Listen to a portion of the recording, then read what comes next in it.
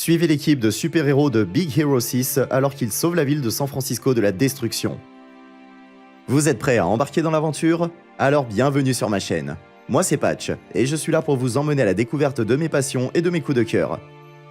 Si vous êtes prêts à vous amuser, à apprendre de nouvelles choses et à vous émerveiller, alors vous êtes au bon endroit. Installez-vous confortablement et préparez-vous à décoller avec moi.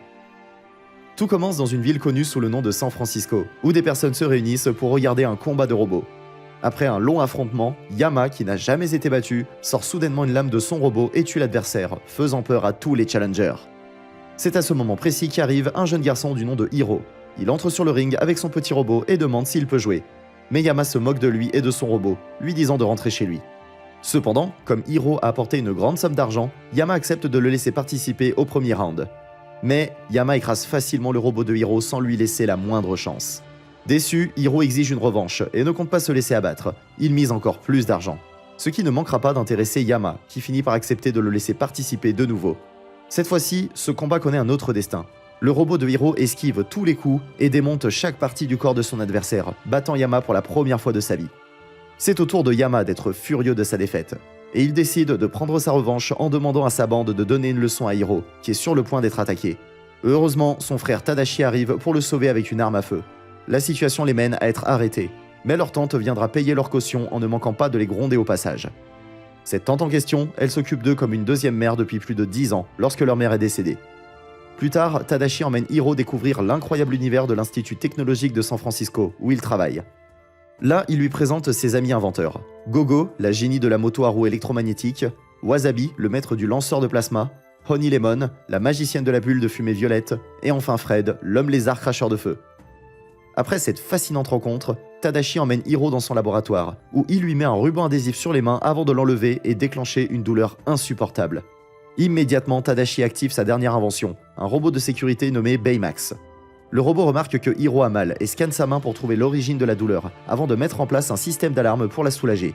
Baymax déclare qu'il ne partira pas tant que Hiro ne sera pas satisfait de ses soins, puis retourne doucement dans sa boîte après que Hiro lui ait donné son accord. C'est alors que le professeur Tadashi, Robert Callahan, entre dans la pièce et Hiro réalise que c'est lui qui a inventé les robots.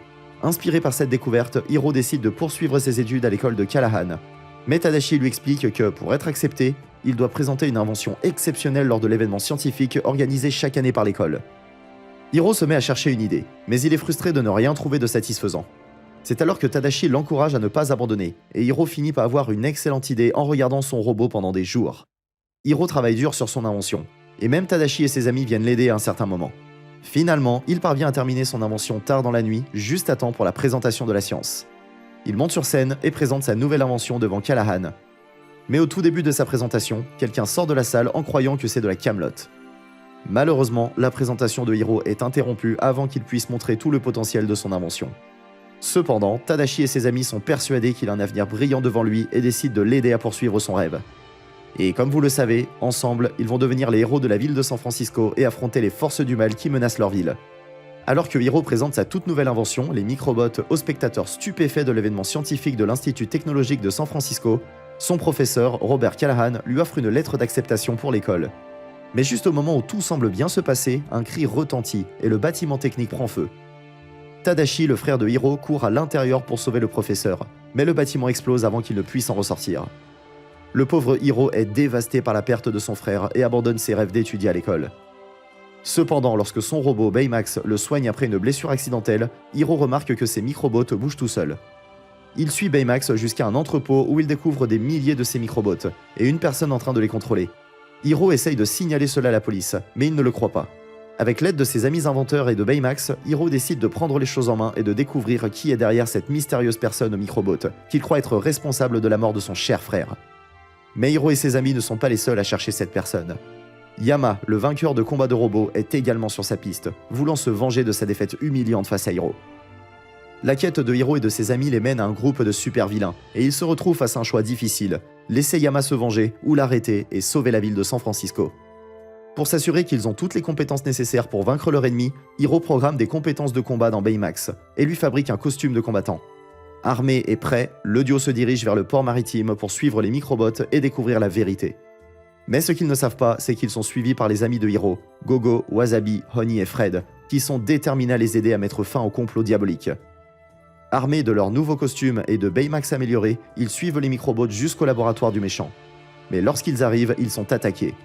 Heureusement, Baymax est là pour les protéger, et il se prépare pour la bataille finale contre le méchant qui se cache derrière le masque.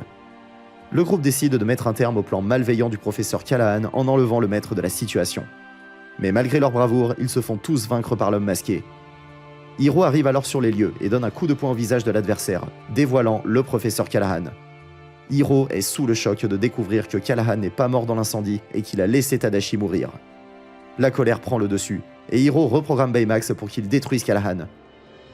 Cependant, ses amis tentent de l'en empêcher et de ramener Baymax à la maison, mais finissent par être repoussés.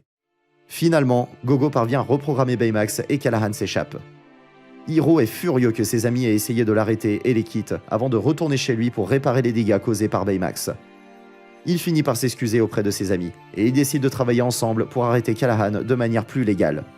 Après un combat épique, Hiro parvient à vaincre Callahan et à le faire arrêter en rendant justice à son frère. Merci d'avoir regardé cette vidéo. Vous pouvez liker, partager et commenter pour soutenir notre chaîne. N'oubliez surtout pas de vous abonner pour ne rien manquer de nos prochaines vidéos. Prenez soin de vous et à la prochaine.